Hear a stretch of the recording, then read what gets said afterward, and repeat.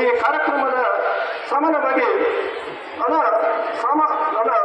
ಒಂದು ಕಡೆ ಅಂದರೆ ಈ ವೇದಿಕೆಯ ಮೇಲೆ ಎಲ್ಲ ಅಂದರೆ ಗುರುಮಾತೆಯರನ್ನ ಗುರುಗಳನ್ನ ನೆನೆಸಿಕೊಳ್ಳಲು ಸಾಧ್ಯ ಆಗುವುದಿಲ್ಲ. ಆದರೂ ಸಹ ಒಂದು ವಿಚಾರವನ್ನು ನಾನು ಇಲ್ಲಿ ಪ್ರಸ್ತಾಪನೆಯನ್ನು ಮಾಡಬೇಕಾಗಿದೆ. ಯಾಕಂದರೆ ಬಸವಣ್ಣವರು ಒಂದು ಕಡೆ ಅಂದರೆ ಗುರುವಿನ ಮಹತ್ವವನ್ನು ವ್ಯಕ್ತಪಡಿಸಲಿಕ್ಕೆ ಪ್ರಯತ್ನ ಮಾಡ್ಯಾರ. ಅದು ಯಾವುದಂದರೆ ಗುರು ಕಾರುಣ್ಯವೇ ಸದಾಚಾರ, ಗುರು ಕಾರುಣ್ಯವೇ ಶಿವಾಚಾರ, ಗುರು ಕಾರುಣ್ಯವೇ ಪ್ರಸಾದ ರುಚಿ, ಮುಂದೆ ಗುರು ಹಿಂದೆ ಲಿಂಗ ಕೂಡಲ ಸಂಗಮ ದೈವ ಅನ್ನುವ ಹಾಗೆ ಗುರುವಿನ ಮುಂದೆ ಅಂದರೆ ಗುರುವಿನಕ್ಕಿಂತಲೂ ಅಂದರೆ ದೇವರಿಗಿಂತಲೂ ಮುಂದೆ ಗುರು ಸ್ಥಾನವನ್ನು ಅಂದರೆ ಐತಿ ಅನ್ನುವಂತಹ ವಿಚಾರವನ್ನು ಕೂಡಲ ಎಂದರೆ ಯಾರು ಹೇಳಿದರು ಅಂತಂದರೆ ಬಸವಣ್ಣವರೇ ಗುರುವಿನ ಮಹತ್ವವನ್ನು ಕೊಂಡಾಡಾರ. ಅದಕ್ಕಾಗಿ ಈ ಕಾರ್ಯಕ್ರಮದಲ್ಲಿ ನನ್ನ ವೇದಿಕೆಯ ಮೇಲೆ ಆಶೀರ್ವಾದರಾಗಿದ್ದಂಥ ನಮ್ಮ ಅತ್ಯುತ್ತಮ ಶಿಕ್ಷಕ ಪ್ರಶಸ್ತಿಯನ್ನು ಪಡೆದುಕೊಂಡಂಥ ನಮ್ಮ ಹಿರಿಯ ಉಪನ್ಯಾಸಕರಾಗಿದ್ದಂಥ ಅಂದರೆ ಎಲ್ ಪಾಟೀಲ್ ಸರ್ ಅವರೇ, ನಾನು ಎಲ್ಲರ ಹೆಸರನ್ನು ತಗೊಂಡುಕೊಳ್ಳೋದಕ್ಕೆ ಬಹಳ ಬೇರೆ ಆಗ್ತದೆ. ಅದಕ್ಕಾಗಿ ಅವರಿವರು ಅನ್ನದೇ ನನ್ನ ಎಲ್ಲ ಹಿರಿಯ ಉಪನ್ಯಾಸಕಿಯರುತ್ತವೆ. ಅದರಂತೆ ನನ್ನ ಎಲ್ಲ ಅತಿಥಿ ಉಪನ್ಯಾಸಕರುತ್ತವೆ, ಎಲ್ಲ ಸಿಬ್ಬಂದಿ ವರ್ಗವೇ, ನೀವೆಲ್ಲ ಈ ಕಾರ್ಯಕ್ರಮವನ್ನು ಯಶಸ್ವಿಯಾಗಿ ಹಮ್ಮಿಕೊಂಡಿದ್ದೀರಿ. ಈ ಕಾರ್ಯಕ್ರಮದಲ್ಲಿ ಭಾಗವಹಿಸಿದ್ದೀರಿ. ನನ್ನ ಎಲ್ಲ ವಿದ್ಯಾರ್ಥಿನಿಯರೇ, ಇದು ಸಾಮಾನ್ಯವಾಗಿ ರಾಧಾಕೃಷ್ಣನವರ ನೆನಪಿಗಾಗಿ ಅಥವಾ ಶಿಕ್ಷಕರ ಗೌರವಕ್ಕಾಗಿ ಹಮ್ಮಿಕೊಳ್ಳುವ ಕಾರ್ಯಕ್ರಮ. ರಾಧಾಕೃಷ್ಣನವರು ಸಾಮಾನ್ಯವಾಗಿ ಇಲ್ಲಿ ನಾನು ಸ್ವಲ್ಪ ಗಮನಿಸಿದೆ. ಏನಂತಂದರೆ ವಿದ್ಯಾರ್ಥಿ ಚೆನ್ನಾಗಿ ಮಾತಾಡೋದು. ಏನಂದರೆ ಶಿಶುರಾಳು ಶರೀಫರು ಒಂದು ಮಾತನ್ನು ಹೇಳಿದರು, ಎನ್ನ ಗುರುವಿನ ಗುಲಾಮನಾಗುವ ತನಕ ದೊರೆಯದನ್ನ ಮುಕ್ತಿ ಅಂತ. ಅವರು ಬಹಳ ಚೆನ್ನಾಗಿ ಕೆಲವೊಂದು ವಿಚಾರಗಳನ್ನು ಅದನ್ನೇ ತಗೊಳ್ಳೋದು ನಾನು ಏನನ್ನ. ಯಾಕಂದರೆ ಈ ಗುರುವಿನ ಗುಲಾಮನಾಗತ್ತಂದರೇನು, ಗುರುವಿಗೆ ಅಂದರೆ ಭಕ್ತಿಯನ್ನು ತೋರಿಸುವವರೆಗೆ ಅಥವಾ ಗುರುವಿನ ಅಂದರೆ ಆದರ್ಶ ಆಗುವವರೆಗೆ ನಿಮ್ಮ ಅಂದರೆ ಜೀವನ ಭಾವನೆ ಆಗುವುದಿಲ್ಲ ಅನ್ನುವಂತಹ ವಿಚಾರಗಳನ್ನು ಬಹಳ ಸುಂದರವಾದಂತಹ ವಿಚಾರಗಳನ್ನು ಹೇಳಲಿಕ್ಕೆ ಪ್ರಯತ್ನ ಮಾಡಿದರು.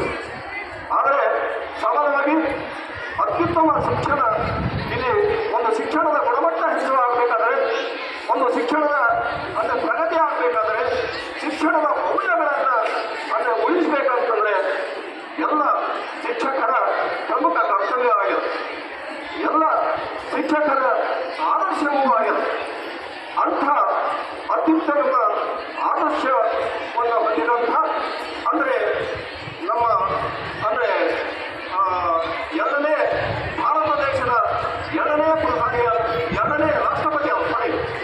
ರಾಷ್ಟ್ರಪತಿಯಾದ ಉಪರಾಷ್ಟ್ರಪತಿಯಾದಂಥ ರಾಯಭಾರಿಯಾದಂಥ ಶಿಕ್ಷಣ ತಜ್ಞ ಆದಂಥ ಶ್ರೇಷ್ಠ ತತ್ವಜ್ಞಾನಿಯಾದಂಥ ಮಾನವತಾವಾದಿಯಾದಂಥ ಅಂದರೆ ಡಾಕ್ಟರ್ ರಾಧಾಕೃಷ್ಣನವರ ಜನ್ಮದಿನ. ಈ ಜನ್ಮದಿನದ ಅಂಗವಾಗಿ ನಾವು ಎಲ್ಲರೂ ಕೂಡಿ ಶಿಕ್ಷಕರ ದಿನಾಚರಣೆಯನ್ನು ಅಂದರೆ ಎಲ್ಲರ ಸಂಭ್ರಮದಿಂದ ಆಚರಣೆ ಮಾಡಲಿದ್ದೇವೆ. ಈ ಕಾರ್ಯಕ್ರಮ ಯಶಸ್ವಿಗೆ ನೀವೇ ಋಣಿಗಳು.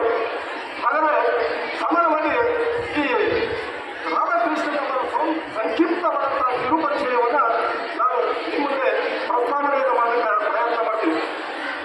ರಾಧಾಕೃಷ್ಣನವರು 1888 ಸೆಪ್ಟೆಂಬರ್ 5ರಂದು ತಮಿಳುನಾಡಿನ ಚಿತ್ತೂರು ಜಿಲ್ಲೆಯ ತಿರುತಣಿ ಎಂಬಂತಹ ಪವಿತ್ರ ಕ್ಷೇತ್ರದಲ್ಲಿ ಅವರ ಜನರಾಯಿತು. ಅವರ ತಂದೆ ವೀರಸ್ವಾಮಿ, ತಾಯಿ ಅಂದರೆ ಸಮಾನವಾಗಿ ಸೀತಮ್ಮ. ಇವರಿಗೆ 8 ಜನ ಮಕ್ಕಳು. ಈ 8 ಜನ ಮಕ್ಕಳಲ್ಲಿ ರಾಧಾಕೃಷ್ಣನವರೇ 7ನೇದವರು. ಹಾಗಾದರೆ ಇಂಥ ಗುರುವಿನ ಅಂದರೆ ಸಾಮಾನ್ಯವಾಗಿ ರಾಧಾಕೃಷ್ಣನವರು ಒಂದು ಕಡೆ ಹೇಳ್ತಾರೆ ಅಂದರೆ ಸಾಮಾನ್ಯವಾಗಿ 1909ರಲ್ಲಿ MA ಪದವಿಯನ್ನು ಮುಗಿಸಿ ಕ್ರಿಶ್ಚಿಯನ್ ಕಾಲದಲ್ಲಿ ಮದ್ರಾಸ್ ಕ್ರಿಶ್ಚಿಯನ್ ಕಾಲೇಜಿನಲ್ಲಿ ಪ್ರಾಧ್ಯಾಪಕ ವೃತ್ತಿಯನ್ನು ಆರಂಭಿಸಿ ಇವರು ಏನಂದರೆ ಬನಾರಸ್ ಮತ್ತು ಅಂದರೆ ಹಿಂದೂ ಅಂದರೆ ಆಂಧ್ರದ ಹಿಂದೂ ಕಾಲೇಜಲ್ಲಿ ಉಪಕುಲಪತಿಯಾಗಿ ಸೇವೆಯನ್ನು ಸಲ್ಲಿಸಿದರು. ಅದು ಅಲ್ಲದೆ ಸಮಾನವಾಗಿ ಇವರಿಗೆ 19 1952ರಲ್ಲಿ ಅದು ಉಪರಾಷ್ಟ್ರಪತಿಯಾಗಿ 1954ರಲ್ಲಿ ಅದು ಭಾರತದ ಅಂದರೆ ಭಾರತ ರತ್ನ ಅನ್ನುವಂಥ ಒಂದು ಪ್ರಶಸ್ತಿ ಇವರಿಗೆ ಸಿಗ್ತದೆ. 1962ರಲ್ಲಿ ಸಾಮಾನ್ಯವಾಗಿ ಇವರಿಗೆ ಭಾರತದ 2ನೇ ರಾಷ್ಟ್ರಪತಿಯಾಗಿ ಅಂದರೆ ಅಧಿಕಾರವನ್ನು ಸ್ವೀಕರಿಸ್ತಾರೆ. ಜನರನ್ನ ಕಂಡಂತ ಕನಸನ್ನ ನನಸು ಮಾಡೋದಕ್ಕೆ ಪ್ರಯತ್ನ ಮಾಡ್ತಾರೆ. ಆದರೆ ಇವರು ಸಾಮಾನ್ಯವಾಗಿ 1975 ಏಪ್ರಿಲ್ 17ರಂದು ದೈವಾಧೀನರಾಗ್ತಾರೆ. ಇವರ ಸಂಕ್ಷಿಪ್ತವಾದಂತಹ ವಿಚಾರಗಳನ್ನು ಗಮನಿಸಿದಾಗ ಅಂದ್ರೆ ಇವರು ಒಂದು ಕಡೆ ತಮ್ಮ ಬದುಕಿನ ಚಿತ್ರವನ್ನು ವ್ಯಕ್ತಪಡಿಸ್ತಾರೆ. ಯಾರು ಅಂದ್ರೆ ರಾಧಾಕೃಷ್ಣನ್ ಅವರು ತಮ್ಮ ಬದುಕಿನ ಚಿತ್ರಣವನ್ನು ವ್ಯಕ್ತಪಡಿಸ್ತಾರೆ. ಏನಂದ್ರೆ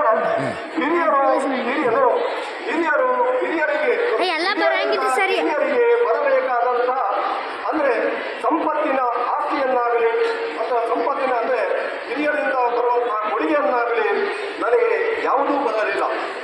ನಾನಾಗಿಯೇ ಬೆಳೆದೆ, ನಾನಾಗಿಯೇ ಮಾಡಿದೆ, ನನ್ನ ದೇವರ ದಯೆಯಿಂದ ಬೆಳಕನ್ನು ಕಂಡೆ ಅನ್ನುವಂತಹ ಅಂದರೆ ಮಾರ್ಮಿಕವಾದಂತಹ ವಿಚಾರಗಳನ್ನು ವ್ಯಕ್ತಪಡಿಸಲಿಕ್ಕೆ ಪ್ರಯತ್ನ ಮಾಡ್ತಾರೆ.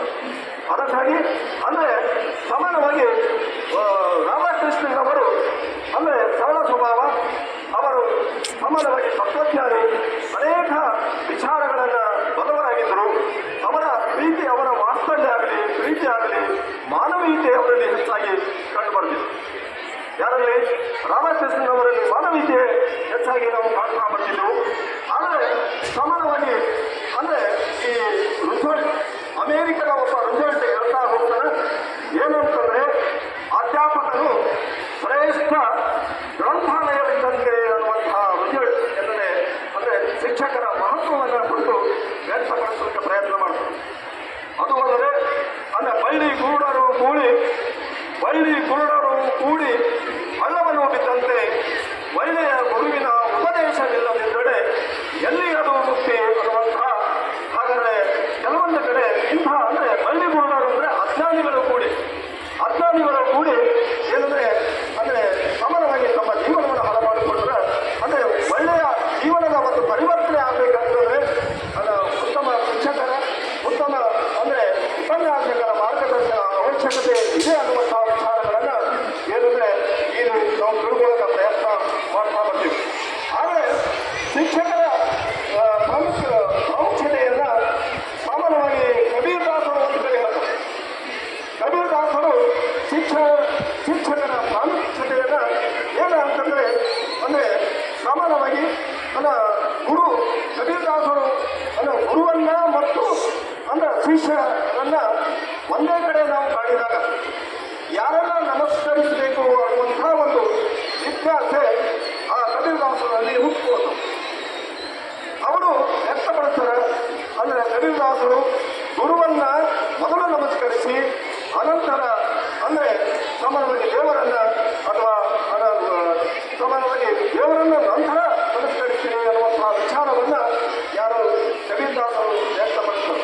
ಇದರಿಂದ ಏನು ಗೊತ್ತಾಗ್ತದೆ ಅಂದರೆ ಗುರುವಿನ ಪ್ರಾಮುಖ್ಯತೆ ಏನು ಅನ್ನುವಂತಹ ವಿಚಾರಗಳು ತಿಳಿದುಕೊಳ್ಳೋದಕ್ಕೆ ಸಾಧ್ಯವಾಗಿದೆ. ಅದು ಅಲ್ಲದೆ ಸಾಮಾನ್ಯವಾಗಿ ಪಾಶ್ಚಿಮಾತ್ಯವಾದಂತಹ ಒಬ್ಬ ಟೆನಿಸ್ ಕವಿ ಏನು ಹೇಳ್ತದಂದ್ರೆ ಗುರುವಿನ ಮತ್ತು ಶಿಷ್ಯಗಳ ಸಂಬಂಧವನ್ನು ವ್ಯಕ್ತಪಡಿಸ್ತದೆ. ಪಾಶ್ಚಿಮಾತ್ಯ ಅಂದರೆ ಒಬ್ಬ ಟೆನಿಸ್ ಕವಿ ಗುರುವಿನ ಮತ್ತು ಶಿಷ್ಯಗಳ ನಡುವಿನ ಸಂಬಂಧವನ್ನು ವ್ಯಕ್ತಪಡಿಸ್ತಾರೆ. ಅದು ಏನಾಗ್ತದೆ ಗುರುವಿಗೆ ಮತ್ತು ಸೂರ್ಯನಿಗೂ ಮತ್ತು ಗುರುವಿಗೂ ಇರುವ ನಡುವಿನ ಸಂಬಂಧವೇ ಗುರು ಶಿಷ್ಯರ ನಡುವಿನ ಸಂಬಂಧವಾಗಿದೆ ಅನ್ನುವಂತಹ ವಿಚಾರವನ್ನು ಟೆನಿಸ್ ಕವಿ ಬಹಳಷ್ಟು ಮಾರ್ಮಿಕವಾದಂತಹ ವಿಚಾರಗಳನ್ನು ವ್ಯಕ್ತಪಡಿಸಿದ ಪ್ರಯತ್ನ ಮಾಡ್ತದೆ. ಅದು ಅಲ್ಲದೆ ಇಲ್ಲಿ ಸಮಾನವಾಗಿ ಗುರುವಿನ ಮಹತ್ವವನ್ನು ವ್ಯಕ್ತಪಡಿಸಬೇಕಾದರೆ ಕೆಲವೊಂದು ವಿಚಾರಗಳಲ್ಲಿ ನಾವು ಪ್ರಯತ್ನ ಮಾಡ್ತೀವಿ. Teacher is A creator, teacher is A creator, A director, A king maker, on artist, on philosopher, on A lecturer, A real hero of the society ಅಂತ ಸಮಾನವಾಗಿ. ಆದರೆ ಶಿಕ್ಷಕ ಅಂದರೆ ಈ ಸಮಾಜದ ಅಂದರೆ ಸಂಪೂರ್ಣವಾದಂತಹ ವಿಚಾರಗಳಲ್ಲಿ ಯಾಕೆ ರಿಯಲ್ ಹೀರೋ ಅಂದರೆ ಎಲ್ಲ ಪರಿವರ್ತನೆ ಶಿಕ್ಷಕರ ಮೇಲೆ ಅವಲಂಬನೆ, ಎಲ್ಲರ ಬದಲಾವಣೆ ಶಿಕ್ಷಕರ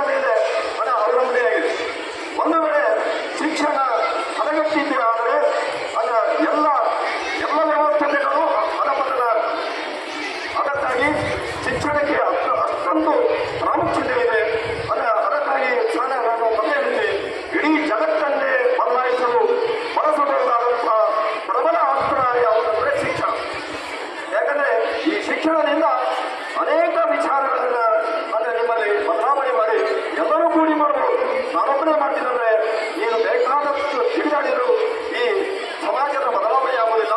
ಈ ಸಮಾಜ ವಿಶಾಲವಾದಂತಹ ಸಮಾಜದ ವಿಸ್ತಾರವಾದಂತಹ ಸಮಾಜದ ಈ ವಿಸ್ತಾರವಾದ ಸಮಾಜದಲ್ಲಿ ಒಬ್ಬ ವ್ಯಕ್ತಿಯಿಂದ ಈ ಇಡೀ ಜಗತ್ತು